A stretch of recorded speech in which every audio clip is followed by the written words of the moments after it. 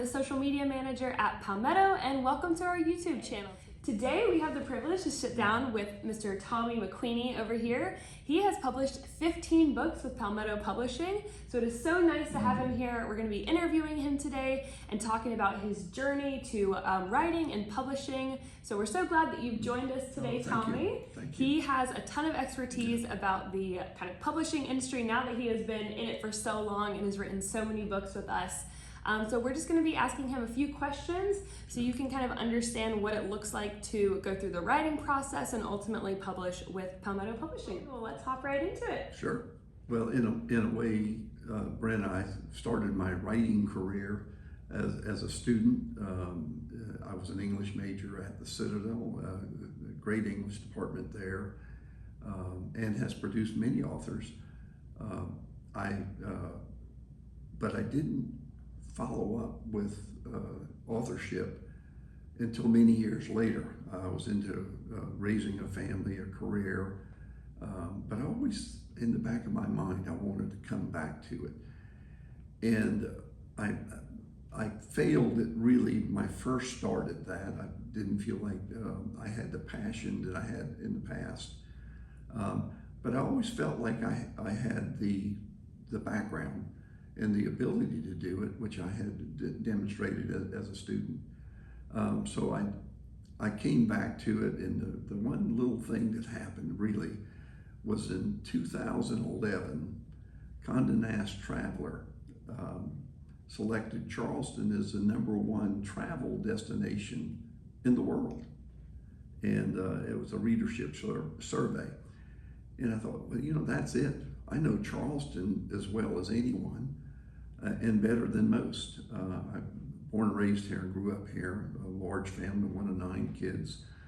I knew it when it was a sleepy backwater, and there was not any reason that anyone would come here, especially a tourist. So I looked at that and I said, this is where I could really challenge myself. And my thought was how to do it. Where's the readership?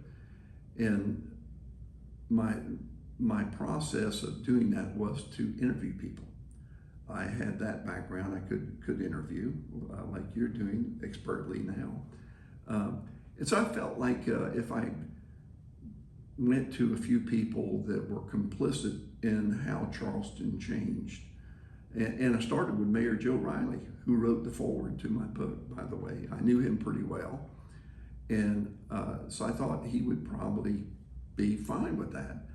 Then I went to others that I knew that I felt like were a major part of how Charleston changed, and scheduled the interviews and went in with a yellow pad to ask 6 questions. So I kept it simple.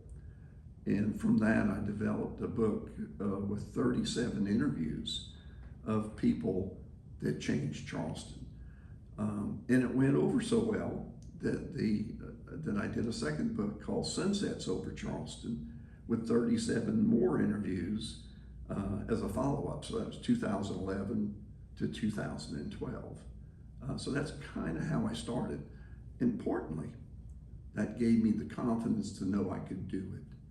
And it gave me the confidence that when you start on these paths and you stay organized, and remember, where you're going with your goal, you're going to get it done. So I hope that answered your question. It sure does. So you talked about how when you first started your journey to writing, you kind of viewed it the same way you did back in college, and you felt like that didn't work for you. How did you kind of change your ways and start to define who your audience was when you began your writing journey? It's a very good question. There were 2 different, there was a different dynamic in college. I was a sports editor for our college newspaper, won some awards, had done pretty well with that, and knew the interviewing process very well. But it really didn't tell a story.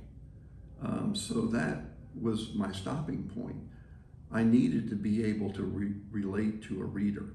So you go back on the basics of writing. Is the main thing is to be a reader. whether it's magazines or classics or novels, even poetry, things like that. But to be an absorptive reader, that these things come in and you can remember, what did Dickens do? How did he develop his characters? And I even went in even more recent times, like Stephen King, who's a great, for instance. He's got a book out on writing, is the name of the book. And, one of the things he did, he was very disciplinary. He had the tools, but he made up his mind that he needed to write 1,000 words a day. Well, actually, that's a lot easier than you think. As a great, for instance, newspaper columnist, typically their stories are only 750 words. You'd be amazed to find, because I've talked to a few of them, that a lot of times they can write those 750 words for a news story within an hour. Wow. So it's not really that difficult if you put your mind to it and know where you're going. Well, that's great. Well, it sounds like you kind of got your writing schedule down, and that helped you get the process started, and ultimately you started thinking about who is your audience and really getting into the mind of the reader. How did you use Charleston and its rich history for your inspiration for your writing process, and what were the 3 things that you sought out to do during your research? Well, Charleston is, we could say Charleston's a main character. Because what it was and what it is are 2 different persons, so to speak. Going back after the Civil War, when that started, remember, we started it. So we brought on our own tragedy in that way. So by April of 1865, when the war was over, we had, in essence, 100-year decline. I described that. We had broken glass on broken sidewalks everywhere you went. There was boarded up buildings. There was, the person I go back to that had the vision for Charleston, really, and he doesn't take credit for it, was Mayor Joe Riley. And in talking with him, he talked about redoing the police department so that it was safe downtown. The fire department, trying to do makeovers, trying to bring in events, which he was successful in doing. He brought in Spoleto in 1977. There wasn't an air-conditioned hotel here until 1962. Imagine the sweltering heat, no air conditioning. So the Mills House wasn't built until 1970. Charleston Place, 1986.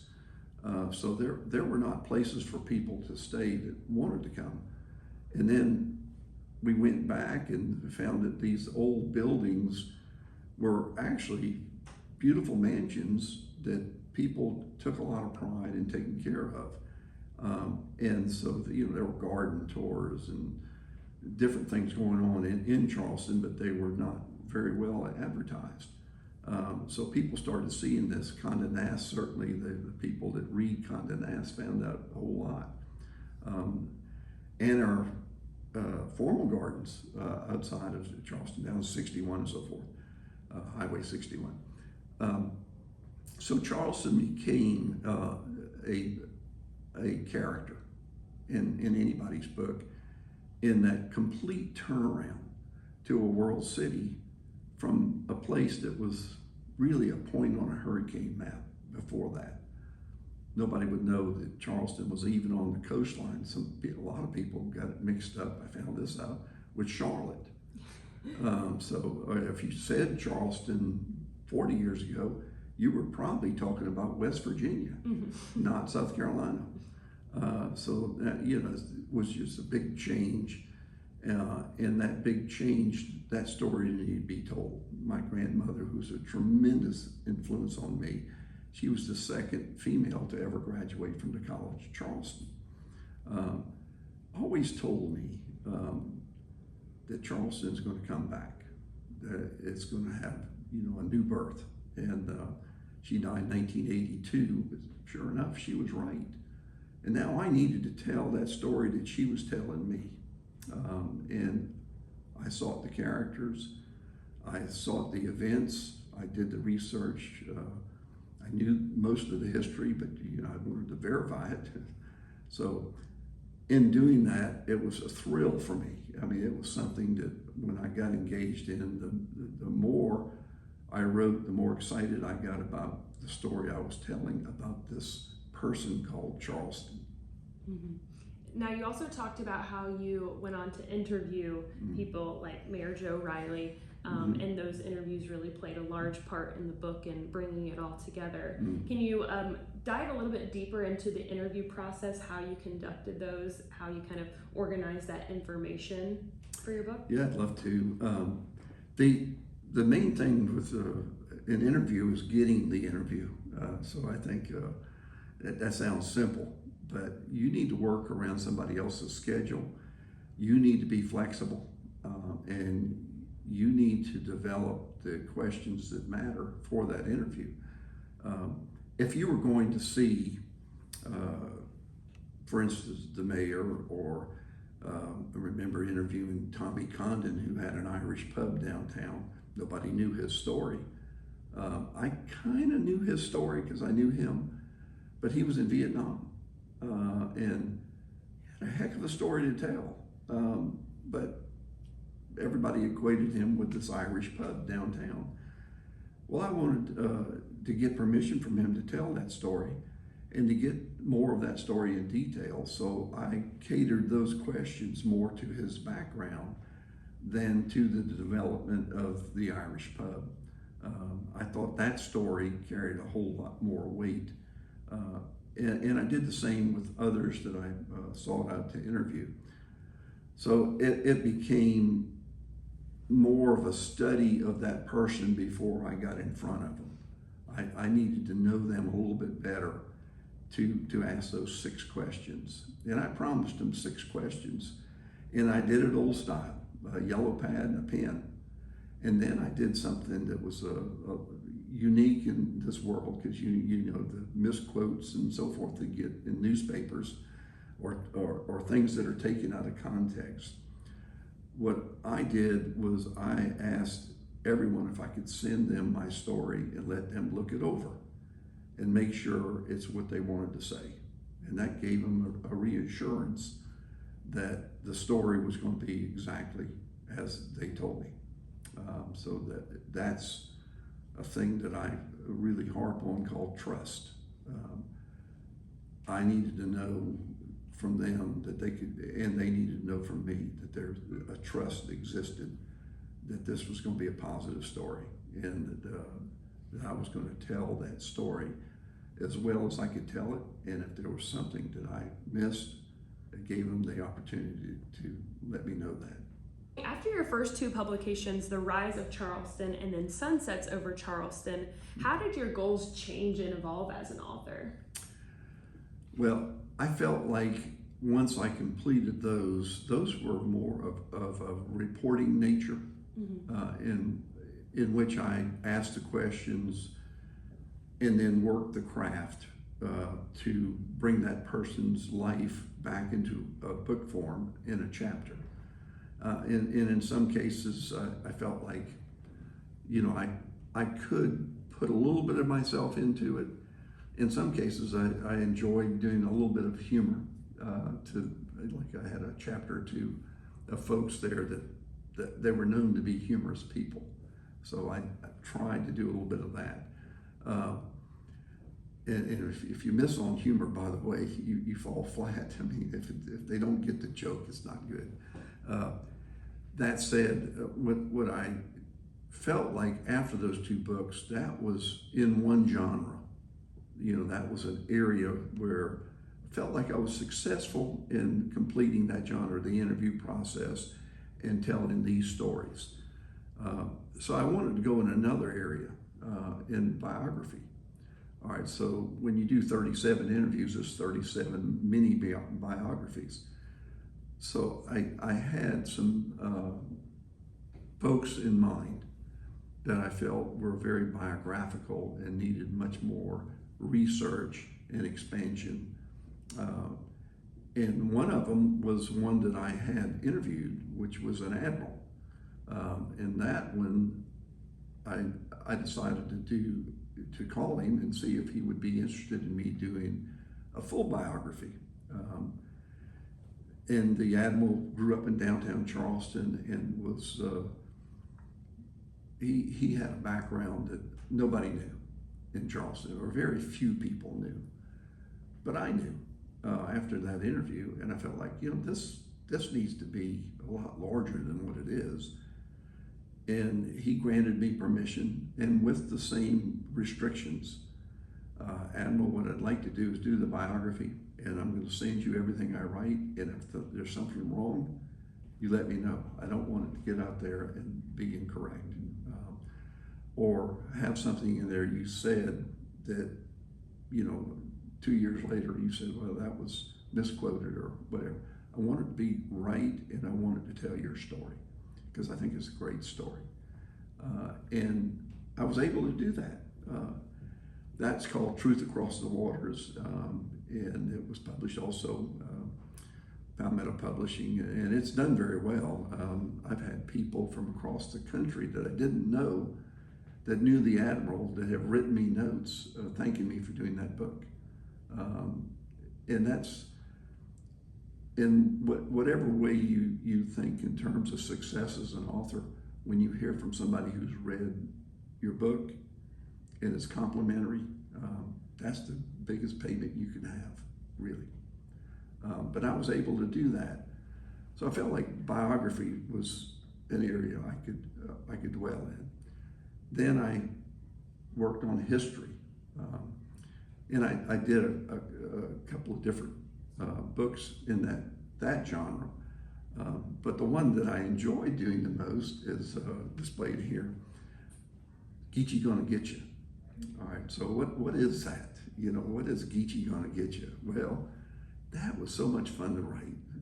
Brenna, what I was able to do is go in and research events, people of the past, George Washington's visit to Charleston, the furniture of Thomas Elf,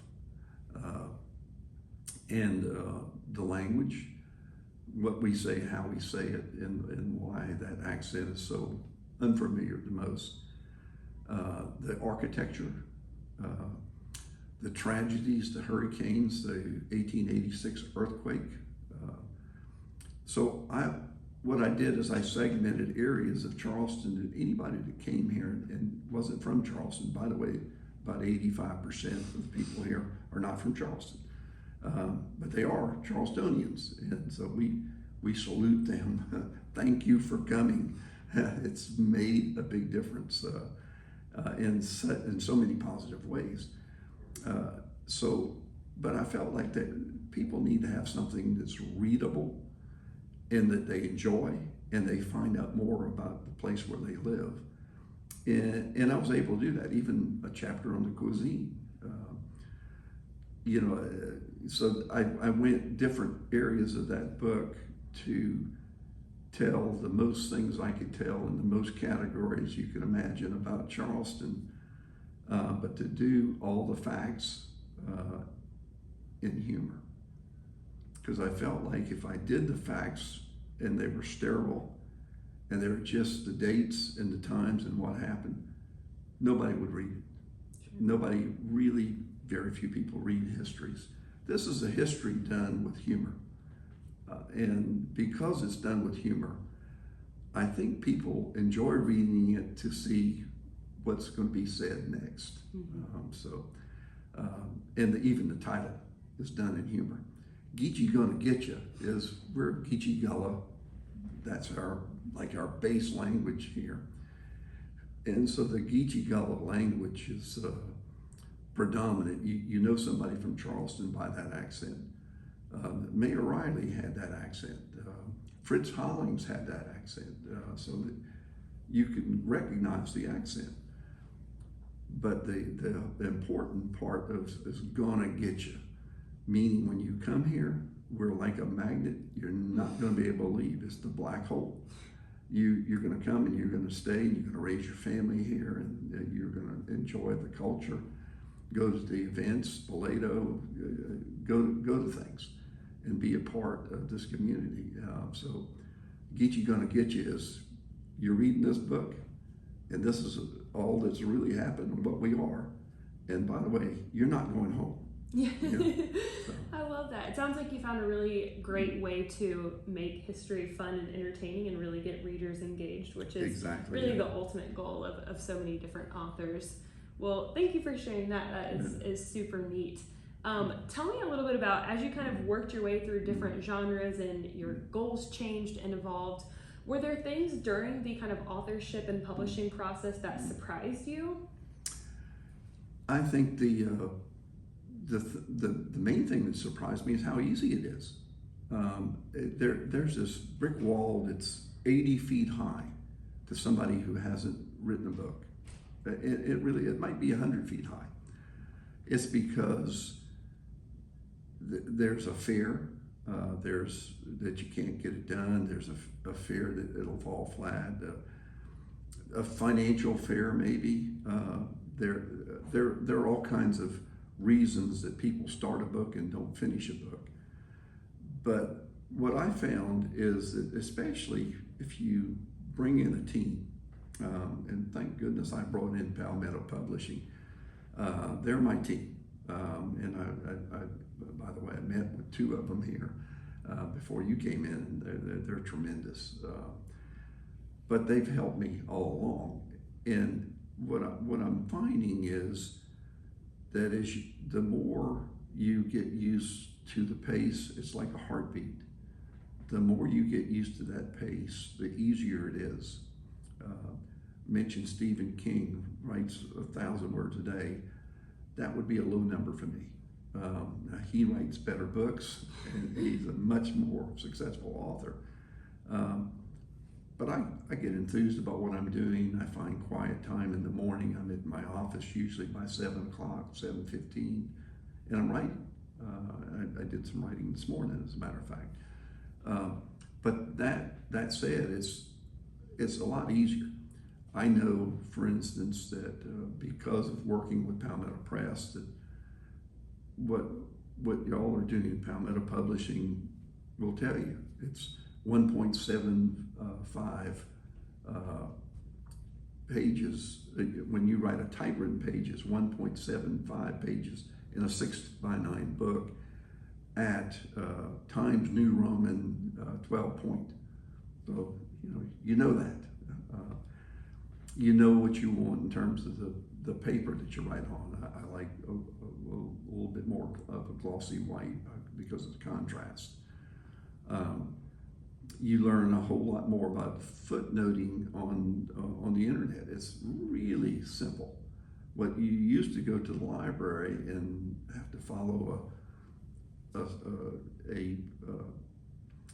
template of how to do a footnote is really so much simpler on the internet, and citing sources and so forth. So it's in this day and time, if you want to write a book, it's a lot easier than you think. Now, to write that book, I think you have to have three things. You have to work your craft, meaning your identity may be a whole lot different than any other author. I like to think that my identity is that I talk to the reader, so that I feel like it's a little bit warmer read and has more flow, and doing it that way. The second thing is you have to have a passion. If you don't have a passion, and we're not just talking about writing a book, it's anything you do. Young people today, I think if they find a passion, whether it's music or architecture or in the medical field or welding or whatever, they find their passion, they're going to be the best they can be at it, is be passionate about what you're doing. And then the third thing I think is that you really need to be disciplined with a goal towards the end, because you're going to get it done. If you have that passion and so forth, in that discipline, you'll get it done. And you really need to know why you're writing it. Okay, so if you're writing it because you just want to write a book, that doesn't do you very well. If you're writing it because you think you're going to make a lot of money writing a book, probably is not going to do you well. But if you're writing it because you've identified an audience that you feel like would embrace what you're writing, then you've hit the mark, and you've found your way. All right, Tommy, well, thank you so much for sitting down with us today and chatting more about kind of your writing and your publishing journey with Palmetto. It was incredible to speak with you and hear more about your publications. We'll have Tommy's books linked down below in the description if you want to check them out and learn more about Charleston and its rich culture. Yeah. Tommy has plenty to choose from. Yeah. And then if you like this video, make sure to like, comment, and subscribe. On our YouTube channel, we host a variety of content. We have different author interviews, helpful guides, tips, things of that nature. So if you're going through the writing and publishing process, we'd love to be a resource for you. So definitely make sure to subscribe to our channel. Thank you so much, Tommy. Brenna, thank you for having me. Of course. And we hope you guys have a wonderful rest of your day. Thanks for watching. Bye, everyone.